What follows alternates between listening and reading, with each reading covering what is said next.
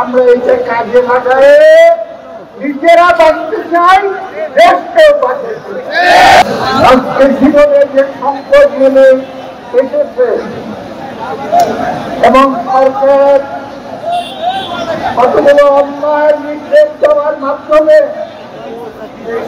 তাদের জীবনকে দুর্বিষহ করার এক অন্ধকার হাতছানিকে নিদর্শন দেখিয়েছে, তার বিরুদ্ধে বাধ্য হয়ে আমাদেরকে আবার রাজপথে নামতে হবে।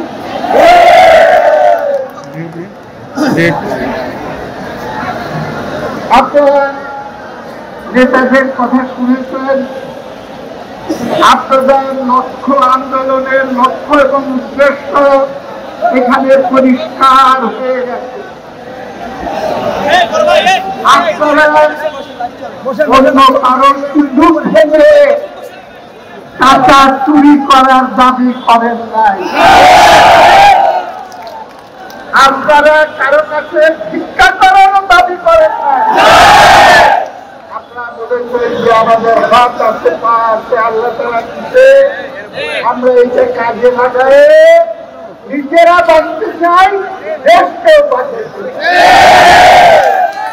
তাহলে পরে এই অন্যায় সিদ্ধান্ত সরকার কেন দিল, এই কথাটা সম্পর্কে আমি একটু বলি। বাংলাদেশে মানুষ দুই রকম আছে, অল্প কিছু লোক হলো শোষক, জালেম, অত্যাচারী, আর 95% হলো সাধারণ মানুষ, শ্রমিক, ঘুরতে, রিক্সাওয়ালা, গার্মেন্টসের শ্রমিক। আমাদের, আমি এখানে স্পষ্ট করে ঢাকা শহরে 90% হলো গরিব কিংবা মধ্যবিত্ত, অল্প বললাম 10 তারা হলো বড় লোক, গাড়ি চালায়, বউয়ের জন্য একটা গাড়ি, মেয়ের জন্য একটা গাড়ি।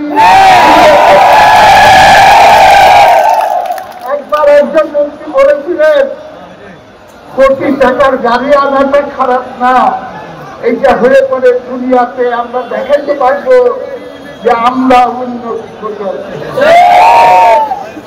আর গরিব মানুষকে যাতে তারা না দেখতে পারে, ওর জন্য রাস্তার পাশে টিন দিয়ে, বেড়া দিয়ে ঢাইতে রাখতে, পর্দা দিয়ে অত কষ্ট করতে হবে না।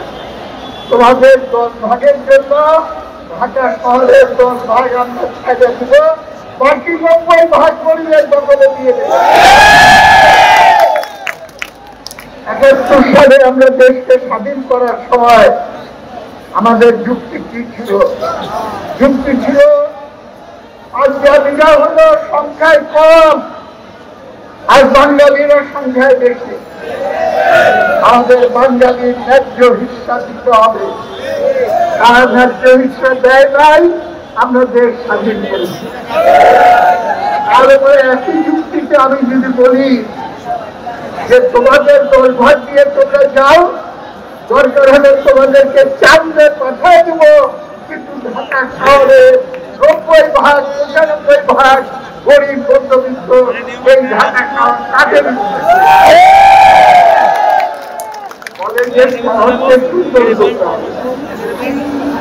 মানুষকে ক্ষুধার্ত রেখে শহরকে সুন্দর করার তাই ঢাকা শহরের সৌন্দর্য বাড়াইতে হলে আমাদের খেতে খাওয়া মানুষের সৌন্দর্য, তাদের থেকে ভাত, পরনের কাপড়, তাদের উন্নত জীবনের করতে হবে। এখানে যারা আছে তারা একসময় গ্রাম থেকে শহরে বাধ্য হয়ে আসবে, গ্রামে কাজ নাই, ফসলের দাম নাই, অভাব অনটনে জীবিকার জন্য আপনারা ঢাকা আসছেন, আমি ক্ষেত মজুরদের নিয়ে সংগ্রাম করতাম। সেই ক্ষেত মজুরদের সম্পর্কে আমি বলতাম, ভর্তার নিচে তরকারি হয় না, বেঞ্চির নিচে কাপড় হয় না, সেরকম ক্ষেত মজুরের নিচে মানুষ হয় না। আসতে পারে বাধ্য হয়ে ঢাকায় আসে এবং কিছু ইনকাম করে তারা বিদেশি করে দিল। হাসিনা যখন প্রধানমন্ত্রী ছিল, আমার সঙ্গে একটা বাহাস হয়েছিল। তিনি বললেন, সেদিন ভাই আপনি খালি সমালোচনা করেন, আপনি খালি হিংসা করেন, কিছু লোকের হাতে টাকা জমো, চুয়ায় একসময় গরিবের কাছে যাবে। আমি বললাম, চুয়ায় গরিবের কাছে যায় না, টাকা চলে যায় সুইজারল্যান্ডে, মালয়েশিয়া